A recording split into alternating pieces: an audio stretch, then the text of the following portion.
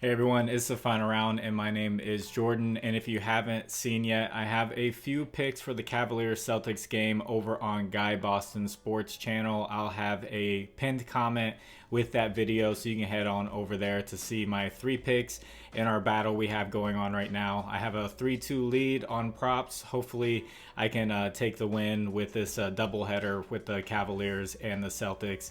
But I do have some plays for guys who are not out yet. Based off of the injury report right now, they don't have their lines out, but they have really good matchups and they've been playing well. So just people to look out for when their lines do come out. I do want to give you those notes. But you'll see an image that comes on the screen that'll be from a data app called Outlier. There will be a link in the description that'll give you a 7-day free trial. So this episode will be powered by Outlier.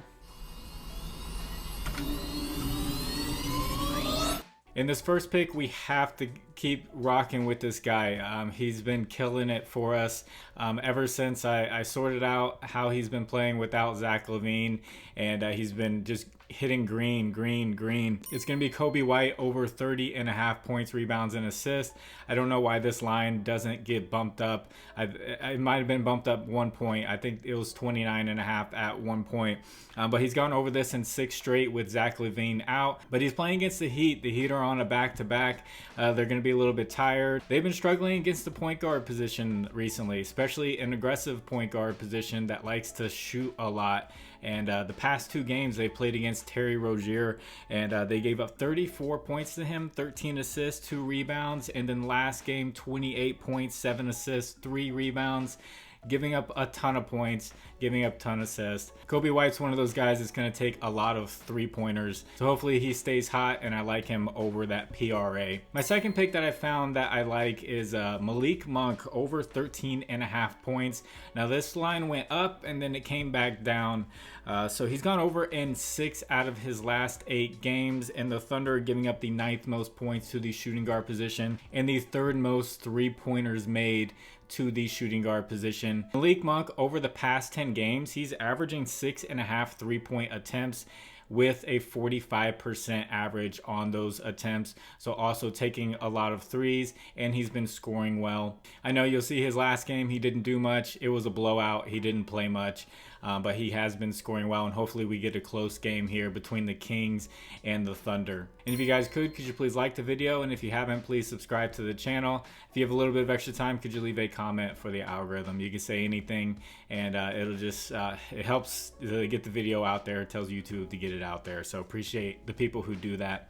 Now, some guys to look out for. So the Timberwolves Mavs game, all the lines are waiting right now on Anthony Edwards and whether he's going to play or not. But I still like this matchup even if he is out there. If he's not out there, even better. But the Mavericks have a ton of injuries on their side. They've been playing Lively at the center position, and he's been doing fine with scoring and rebounding, but now he's going up against the big bad Timberwolves. But the Mavericks have really been struggling against the scoring type big. So last game they gave up 37 points to Anthony Davis. The game before they gave up 41 points to Jaren Jackson Jr. So now they have Karl Anthony Towns coming in. I think this is going to be a great matchup for him. Obviously, if Anthony Edwards is ruled out, his line is going to be boosted a lot. If he plays, his line is going to be lower. I still like him to score on this Mavs defense. They're giving up the 4th most points to the power forward position. If you also want to take a look at Rudy Gobert, points plus rebounds, they're giving up the 3rd most points to the center position and 6th most rebounds to the center position. So they have Lively out there who's going to be occupied with Rudy Gobert. Karl Anthony Towns should have a lot of opportunity to score, especially if a guy like Grant Williams is playing at the power forward position. It should be a huge mismatch. And another guy to look out for, maybe quietly returned, but he's been doing amazing, and I love this guy.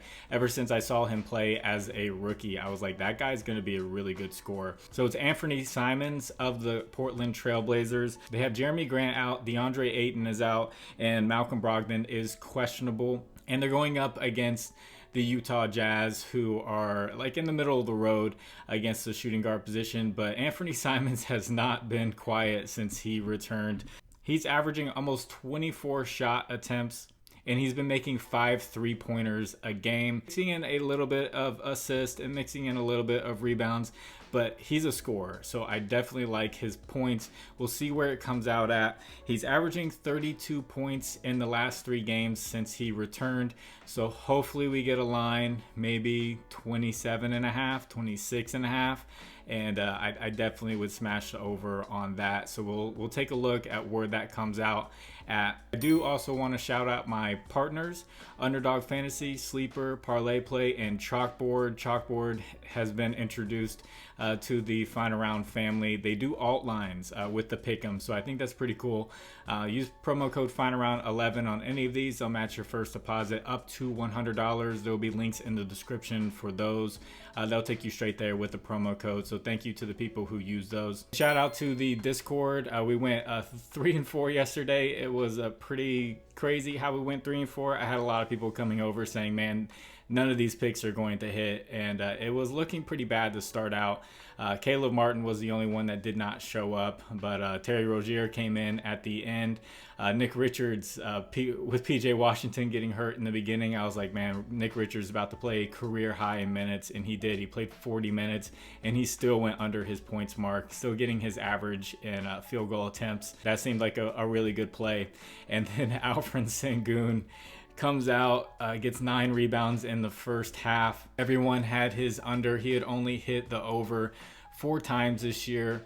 80% hit rate on the under. He goes in, gets 1 rebound, gets in foul trouble, struggles to guard Jaren Jackson Jr., is the worst player on the floor with a -10, and gets benched for the rest of the third quarter and the entire fourth quarter. Jeff Green comes in and plays amazing.